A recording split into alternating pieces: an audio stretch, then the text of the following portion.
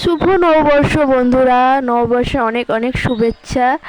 আর নববর্ষের দিনে আমি কি করেছি সেটাই চলো তোমাদের দেখাবো। তো সকালটা শুরু হয়েছিল আমার চা দিয়ে, 1 কাপ চা দিয়ে, যেটা আমার রোজই শুরু হয়।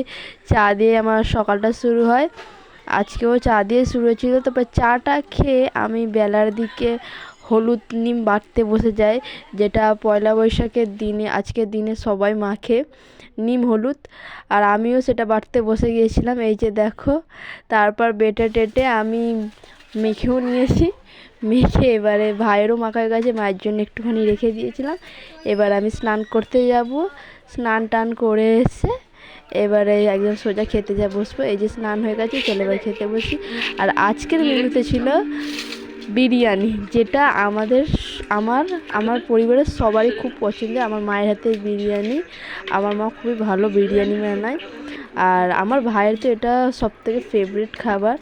তারপরে আমি একটু আলু, একটু মাংস দিয়ে, যেমন ফুড ব্লগাররা খায় সেরকমই, কি ঐতিহাসিক মুহূর্ত সেই রকম করে খাচ্ছি। মানে আলু আর মাংস নিয়ে।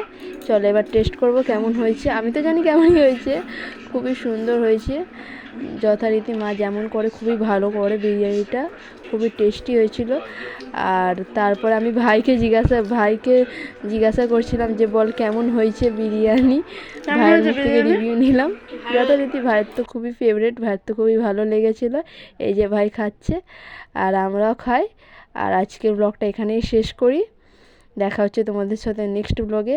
আর তোমরা আজকের দিনে পয়লা বৈশাখে কে কীরমভাবে কাটিয়েছো তোমরা বলো কমেন্টে। তো চলো ব্লগটা এখানে এন্ড করি। দেখা হচ্ছে তোমাদের সাথে নেক্সট ব্লগে। সবাই একটা লাইক করে দিও।